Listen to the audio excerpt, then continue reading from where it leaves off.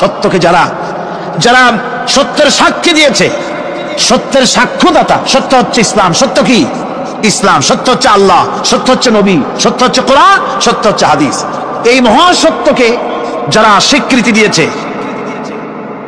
নিজেদের কথা দিয়ে, কাজ দিয়ে, ধন দিয়ে, সম্পদ দিয়ে, এমনকি নিজের জীবনটা এই রাস্তায় বিলিয়ে দিয়ে মহাসত্যের চিরস্থায়ী সাক্ষী দিয়ে দুনিয়া থেকে যারা বিদায় হলেন, ওনারা হচ্ছেন শহীদ।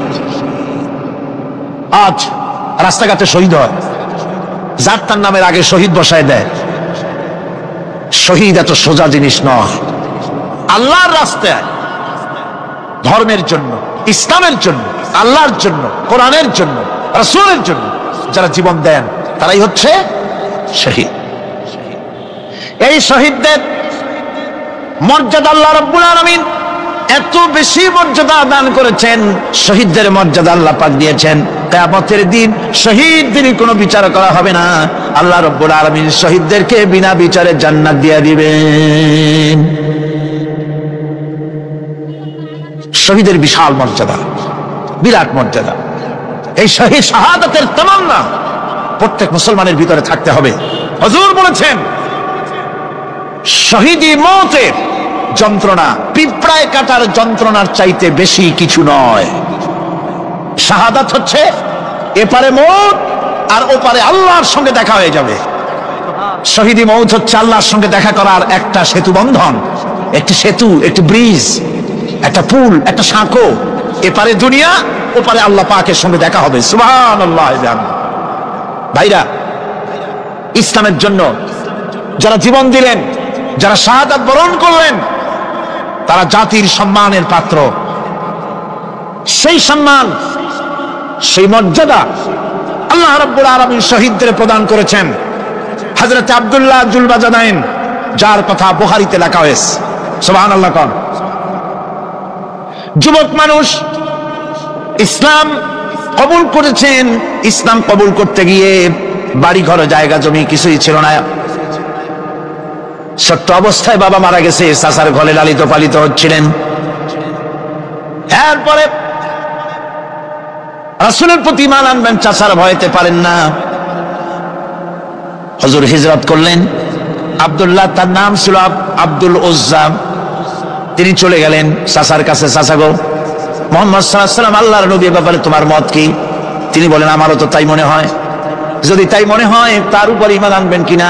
চাচা বলে, না, কখনো ঈমান আনবো না। ভাতিজা বলতেছেন, চাচাজি, বছরের পর বছর ধরে অপেক্ষা করতেছিলাম, আমি আপনার অধীনে আছি বলে ইসলাম কবুল করতে পারি নাই। আমার ইচ্ছা ছিল আপনি আগে করবেন, তারপরে আপনাকে দেখা দেখি আমি করব। কিন্তু আপনি যখন ইসলাম কবুল করলেন না, আর করবেন না বলে যখন ঘোষণা দিলেন, আপনাকে উপস্থিত রেখে আমি ঘোষণা দিলাম, লা ইলাহা ইল্লাল্লাহু মুহাম্মাদুর রাসূলুল্লাহ। চাচা বলছে, ভাতিজা, এর পরিণাম জানো? কয় না, জানি না। এর পরিণাম হচ্ছে তুমি আমার বাড়িতে থাকো, আমার বাড়ি ছাড়তে হবে। বললেন, রাজি আছি। উট, ছাগল, ভেড়া, ঘোড়া যা দিছি ছাড়তে হবে। বলছে, রাজি আছি। চাচা বলছে, শুধু তাই নয়, পরনের যে লুঙ্গি আছে, গায়ে যে জামা আছে, তামার পয়সার লুঙ্গি জামা ছাড়তে হবে। ভাতিজা বলছে, ঈমানের জন্য যা চাও সব ছেড়ে দেব। জামা লুঙ্গি খুলে ফেলে দিয়ে দিলেন। হাদিস। তিনি চলে গেলেন মায়ের কাছে। ওই অবস্থায় মা এই যুবক ছেলেকে উলঙ্গ অবস্থায় দেখে দুই হাত দিয়ে নিজের চোখ চেপে ধরেছেন। বাবা, তোমার এই অবস্থা কেন? ছেলে বলছেন, মা, ঈমান আনার কারণে আমার এই অবস্থা হয়েছে। মা বলে, বাবারে, কি চাও আমার কাছে? আব্দুল উজ্জা বলছে, মা, কিচ্ছু চাই না, একটুখানি কাপড় আমারে দাও, আমি বিশ্ব নবী মুহাম্মদ সাল্লাল্লাহু আলাইহি ওয়াসাল্লামের খেদমতে যেতে চাই। মায়ের কাছে পুরানা কম্বল ছিল, কম্বলটা তিনি দিয়ে দিলেন। হযরতে, এখনো তো সে মুসলমান হয়নি, ওই কম্বলটা ছিঁড়ে নিয়ে দুই টুকরা করে কম্বলটা পরলেন, আদাটা, তাতে করে হাঁটু ঢাকে না, আরেকটা কোন রকম গায়ে দিলেন। এরপরে হেঁটে হেঁটে কষ্ট করে মদিনায় চলে গেলেন। মসজিদে নববীর ভিতরে ঢুকে দরজার কাছে বসা বিশ্বনবী জনাবে মুহাম্মদ রাসূলুল্লাহ সাল্লাল্লাহু আলাইহি ওয়াসাল্লাম মসজিদে নববীতে, যুবক, হাঁটুর উপরে কাপড়, মাথার চুল উস্কো খুস্কো চেহারা, ক্ষুধার্ত চেহারা। হুজুর জিজ্ঞেস করছেন তুমি কে?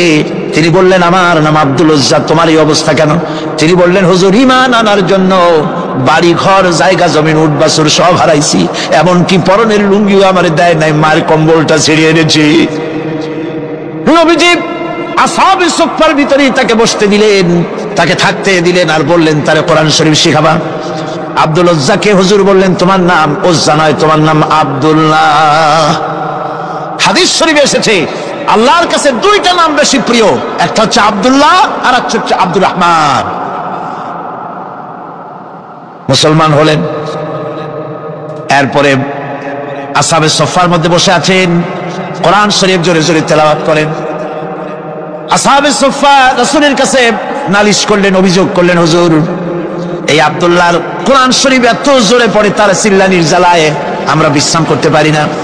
নবীজি বললেন সাহাবীরা আব্দুল্লাহকে বেশি করে চিল্লাইতে দাও, বাধা দিও না, কারণ তার ঈমান বড় দামের ঈমান হয়েছে, ঈমান আনতে গিয়ে কিছু আনতে পারে নাই, তাকে বাধা দিও না, প্রাণ ভরে চিল্লাইতে দাও, জোরে জোরে পড়তে দাও। ইতিমধ্যে তাবুকের যুদ্ধের রণদামামা বেজে উঠেছে। রোমান সৈন্যরা হুজুরের সঙ্গে যুদ্ধ করবে, জিহাদ করবে, ইসলামকে পরাজিত করার জন্য তারা আক্রমণের প্রস্তুতি নিল। নবীজি রোমানদের সঙ্গে লড়াই হবে বলে সাহাবায়ে কিরামদের কাছে সাহায্য চাইলেন, যার কাছে যা আছে অস্ত্রপাতি জমা করো, টাকা দাও, পয়সা দাও। সবাই মিলে দিতে লাগলেন। দিতে দিতে মহিলারা গলার হার, নাকের ফুল, কানের দুল হুজুরের সামনে স্তূপ হয়ে গেছে, টাকা করি, সোনা দানা সব শুদ্ধ। হুজুর বলছেন সাহাবীরা সবাই তো সব জিনিস দিলে, আমার আবু বকররে দেখি না কেন? হযরত আবু বকর রাদিয়াল্লাহু তাআলা আনহু একটা পিলারের আড়ালে দাঁড়ানো ছিলেন। হুজুরের ডাক শুনে তিনি আসলেন, হাতে ছোট্ট একটা থলি, চোখে পানি। থলিটা হুজুরের হাতে তুলে দিলেন। হুজুর থলি ছাড়লেন, দেখা গেল কয়েকটা দিরহাম আর কয়েক কেজি গম, আর কিছু নাই। হুজুর তাকালেন, দেখছেন আবু বকর রাদিয়াল্লাহু তাআলা আনহুর চোখের পানিতে দাড়ি ভিজে ভিজে পড়তেছে। হুজুর বললেন আমার সাহাবীরা আজ তোমরা সকলে মিলে যে দান করেছো, সেই দানের তুলনায় আবু বকর যে দান করেছে আল্লাহ রাব্বুল আলামিনের কাছে তা বেশি মূল্য হয়েছে। মনের মধ্যে অনেকের প্রশ্ন জাগলো, কেমন করে তা হলো? আমরা এত এত দিলাম। হুজুর জিজ্ঞেস করলেন ও সাহাবী তুমি কত দিয়েছো, বাড়ি কত আছে? তিনি বললেন এত দিছি, এত আছে। তুমি কত দিয়েছো, কত রেখে এসেছো? প্রত্যেকে এরকম বলল। হযরত ওসমান, হযরত ওমর, হযরত আলী রিদওয়ানুল্লাহি তাআলা আলাইহিম আজমাইন তারাও বললেন অর্ধেক এনেছি, অর্ধেক থুয়ে আসছি, 2 ভাগ এনেছি, 1 ভাগ রেখে আসছি। সব শেষে নবীজি হযরত আবু বকর রাদিয়াল্লাহু তাআলা আনহুকে প্রশ্ন করলেন, আবু বকর তুমি কি এনেছো আর বাড়ি কি রেখে এসেছো? হযরত আবু বকর বলেন ইয়া রাসূলুল্লাহ, ইয়া হাবিবাল্লাহ, আমার বাড়িতে জাগতিক সম্পদ বলতে যা বুঝায় সবটুকু এনে নবীজির কদম মোবারকে দান করে দিয়েছি। আবু বকরের ঘরে এখন আল্লাহ আর তার রাসূল ছাড়া কোনো জিনিস বাকি নাই, যা ছিল সব এনেছি। হুজুর জিহাদে রওনা হলেন 30,000 সৈন্য সাথে, 30 সহস্র সৈন্য নিয়ে নবীজি তাবুকের দিকে চললেন। পথের মধ্যে হযরত আব্দুল্লাহ এসে হুজুরের সামনে দাঁড়ায় গেছেন। আব্দুল্লাহ এসে বলেন ইয়া রাসূলুল্লাহ, একটু দাঁড়ান। এই জিহাদে মেয়ে লোক পুরুষেরা সাহাবীরা সবাই প্রাণ ভরে দান করলো, কিন্তু আমি এমন এক বান্দা আল্লাহর কিছুই দিতে পারলাম না। আমার তো দেওয়ার মতো কিছুই নাই হুজুর, আমার দেওয়ার মতো কিছুই নাই, তবে আমি আপনার কাছে দোয়া চাই, আপনি দোয়া করুন আমি যেন এই যুদ্ধে, এই জিহাদের ময়দানে আমি যেন শহীদ হতে পারি। নবীজি বললেন একটু বাকল নিয়ে আসো গাছের। একটা গাছের বাকল আনা হলো। এই বাকলটা হুজুর নিজ হাতে আব্দুল্লাহর হাতে বাঁধা দিলেন আর বললেন রব্বুল আলামিন, আমি আব্দুল্লাহর রক্ত কাফেরদের জন্য হারাম করে দিলাম। হযরত আব্দুল্লাহ কেঁদে জারজার হয়ে যাচ্ছেন, বলছেন ইয়া রাসূলুল্লাহ, আমি চাইলাম শহীদ হব আর আপনি আমার রক্তকে কাফেরদের জন্য হারাম করে দিলেন। হুজুর বলেন আব্দুল্লাহ রে, এখন যদি তোমার মৃত্যু জ্বরের ভিতর হয়, আল্লাহ রাব্বুল আলামিন তোমার শাহাদাত নসিব করে দিবেন। তাবুকের ময়দানে হুজুর চলে গেলেন। কয়েকদিন পরে খবর আসলো হুজুরের কাছে আব্দুল্লাহ কয়েকদিন জ্বর ভোগ করে আব্দুল্লাহ মারা গিয়েছেন। হুজুর বললেন তার জানাজার ব্যবস্থা করো, কাফন দাফনের ব্যবস্থা করো। ব্যবস্থা হয়ে গেল। রাতের বেলায় দাফন হবে, একজন লোক কবরের কাছে দাঁড়ায় টিম টিম করে একটা আলো নিয়ে দাঁড়ায় আছে, আর একজন লোক কবরের ভিতরে নেমেছেন। দুই ব্যক্তি লাশ দুই হাতে উঁচু করে নিয়ে আসতেছেন কবরের কাছে। যিনি কবরের ভিতরে দাঁড়ানো তিনি বলতেছেন, লাশ বহন করে তোমরা যে দুইজন আনতেছো, লাশের সাথে খবরদার বেয়াদবি করো না, তোমাদের ভাইয়ের সঙ্গে আদব করো। এই বলে কবরের ভিতরে যিনি দাঁড়িয়েছিলেন তিনি লাশটারে ধরলেন। কবরের ভিতরে দাঁড়াইয়া যিনি লাশ ধরেছেন, লাশকে কবরে শোয়াই দিয়েছেন, তিনি আর কেউ নন, তিনি বিশ্ব নবী মুহাম্মদুর রাসূলুল্লাহ। নিজের হাতে হযরত আব্দুল্লাহকে শোয়াই দিলেন। লাশ বহন করে যে দুইজন আনলেন, তার একজন হলেন হযরত আবু বকর আর একজন হযরত ওমর রাদিয়াল্লাহু তাআলা আনহুমা। আর আলো নিয়ে যিনি দাঁড়িয়েছেন টিম টিম করে জ্বলতেছেন, তিনি হযরত বেলাল।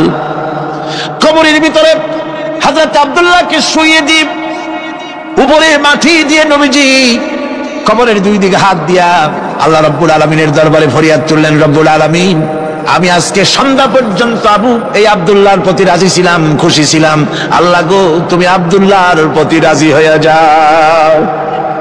হযরত ইবনে মাসউদ রাদিয়াল্লাহু তাআলা আনহু পাশে দাঁড়ানো ছিলেন, চিৎকার দিয়ে কেঁদে কেঁদে বললেন, আয় আল্লাহ তাআলা, এই কবরের ভিতরে আজকে আব্দুল্লাহর লাশটা না হইয়া যদি আমার লাশ হতো, আমার ভাগ্যটা খুলে যেত।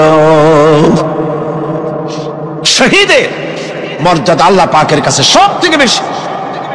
এই শহীদের পথ, নিয়ামত প্রাপ্তদের পথ, যারা নিয়ামত পেয়েছে পৃথিবীতে, নবীজিন, সিদ্দিকিন, শুহাদা, এরাই হচ্ছেন নিয়ামত প্রাপ্ত।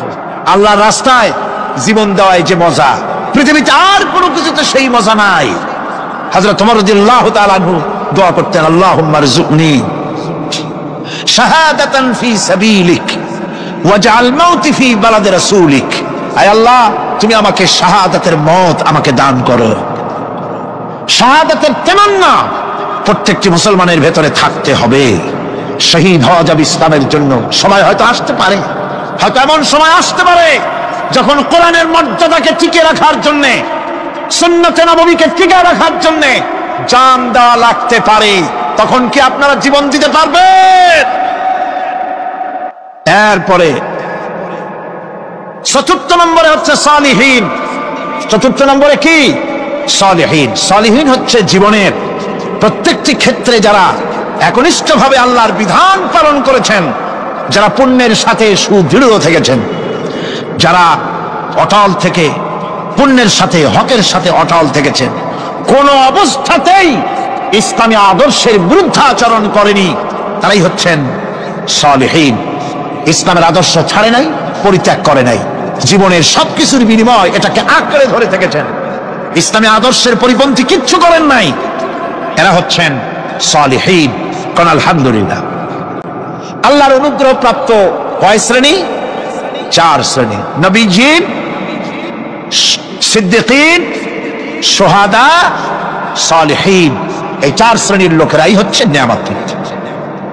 আমরা বলেছি সিরাতাল্লাযীনা আন'আমতা আলাইহিম গায়রিল মাগদুবি আলাইহিম ওয়ালাদ-দাল্লিন। নিয়ামত প্রাপ্তদের পথ চাই, অনুগ্রহ প্রাপ্তদের পথ, আর অভিশপ্ত পথভ্রষ্টদের পথ আমরা চাই না, আমরা পরিহার করে চলবো। এটা একটু আদাও বটে। যারা অভিশপ্ত, যারা পথভ্রষ্ট, ওরা কারা? মাগদুব এবং দল্লিন। মাগদুব হচ্ছে অভিশপ্ত, দল্লিন হচ্ছে পথভ্রষ্ট। একটুখানি জোরে সোরে দরুদ শরীফ পড়েন। সালাতুন ইয়া রাসূলুল্লাহ আলাইকুম, সালামুন ইয়া হাবিবাল্লাহ আলাইকুম।